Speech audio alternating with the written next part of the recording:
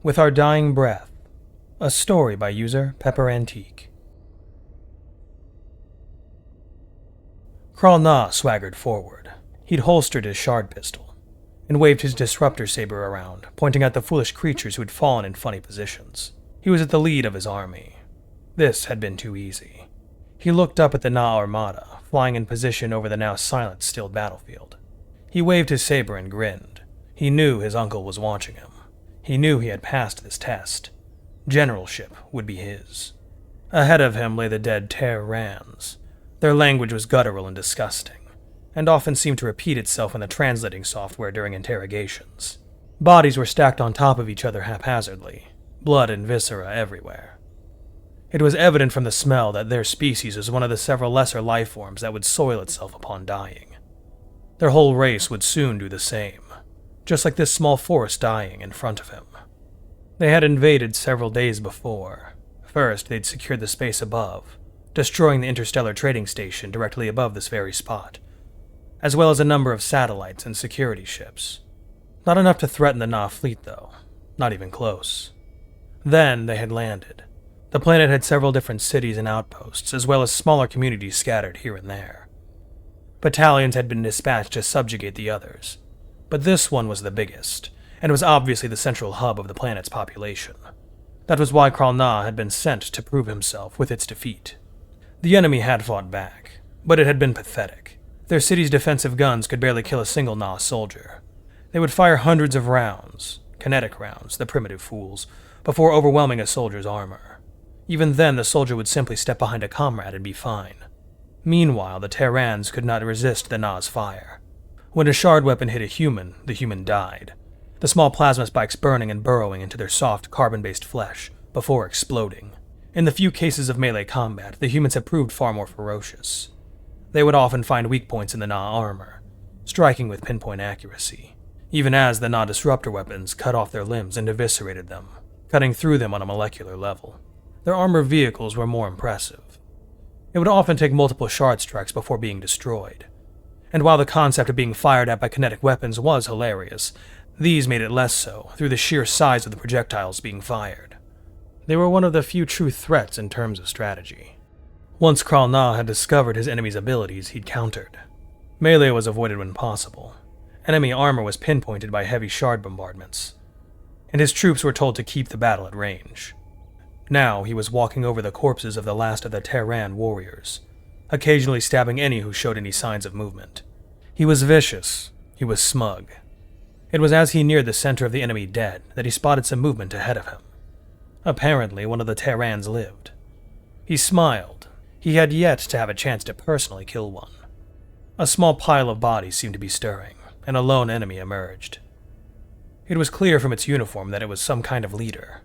The interface on the inside of his faceplate told him that this one was a major, a middling officer rank roughly equal to a Na Vulcan. He activated his instant translator. "So, one of you Terrans lives, eh?" He gestured around to all the dead. "An impressive feat to survive all this destruction. You can thank my men for that." The Terran spat up some of its own blood before it took to its feet. Disgusting. Dumb sons of bitches dogpiled me. It reached to its waist and drew its own saber. It was a long, silvery straight-saw. Kralna doubted it would be as sharp as his, but he desired the blade. It would make a lovely trophy to present to his uncle. He didn't notice that it had grabbed something from its pocket with the other hand. "You wish to fight me?" he said as he showed his disruptor saber. "Well, at least your weapon is pretty enough. Let's see how good you are with it." At this, he began walking forward. The human did the same, stepping over the small wall of dead men at his feet. It limped unexpectedly, and when it did, it tripped on one of them, dropping its saber. "Ha! Perhaps we should let you recover in our medical facilities before our fight. Maybe then you could present us an actual worthy adversary." The Terran grabbed its saber once more, stabbing the tip of the blade into the ground, and using it to help it stand up. "Keep talking shit." Again, thought Kralna, disgusting. "We'll see how worthy I am," it shouted as it began running towards him. It was limping, but it still closed the distance quick enough. It stopped just a few feet away and had to jump back to avoid Kralna's blade as it swept through the air, level with its stomach. It brought its blade up in a one-handed sweeping upward arc, aimed at Kralna's sword arm. He pulled his arm back and blocked with the flat of his saber, turned this into a reverse sweep that the human spun back to avoid. This one is skilled, he thought. Time to teach it what a real blade is. He lunged forward with a stab at its chest. As he'd predicted, it stepped out of the way. It began to bring its sword down towards his neck, a weak point in the armor, trying to go for the kill. It had expected him to overcommit, but this had been his plan. Instead, he quickly stepped to the side, turned and brought his blade up, leading with the edge. The Terran's blade met the Disruptor Saber edge to edge, just several inches above the handguard. The Disruptor Saber cut through the metal like it was water, parting the titanium molecules easily. The Terran's face showed its surprise as it stumbled. Kralna grabbed it by the neck, right as it landed on its forward foot, and lifted it off the ground. Its useless blade clattered down, landing on his foot harmlessly. The foolish creature was still holding the blade's grip in its hand. He lifted it until it was eye to eye with him. He retracted his faceplate. Honestly, that wasn't even worth the effort. "I had hoped for better," he said to it. "Sorry to disappoint," it said, struggling to breathe. Blood ran at the corners of its mouth. "But they don't teach us swordsmanship anymore. This thing is mainly ceremonial. You mean to tell me you didn't even expect to win?" "Never did." It lifted its offhand to show that it was holding something. "But me and all my men were carrying C4, and this is a dead man's switch." He looked at the device, confused. He was about to ask what a dead man's switch was, when it rammed the few inches of blade left on its saber into his third left eye. He screamed in pain and slammed the creature to the ground before ramming his disruptor saber between the dreadful creature's breasts. It gasped as the saber entered, and then grabbed his hand. Its blue eyes stared him in his remaining eyes and held tight, even as he tried to draw the saber out of it. It held the offhand up in front of him. "Fuck you," it said as it released the device. Up in the Na fleet in orbit, aboard the command ship, Dran Na watched the short little duel. And then he watched as the entire area exploded. His nephew had failed to understand the reason he'd been sent down.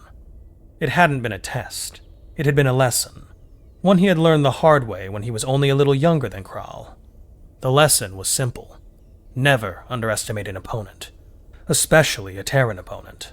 He laughed at the thought that his nephew had been bested by what many Terrans widely considered their weaker gender. The fact that that misconception was widely incorrect had also been a part of his own learning experience. He still bore the scar from that defeat.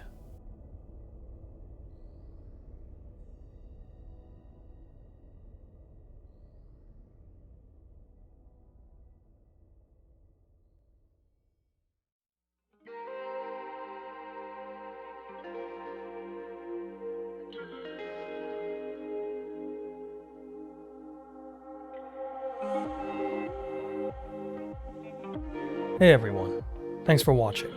If you're new here, welcome aboard. Check out the description for the story, and join the Discord if you like. Consider supporting the channel and the author as well.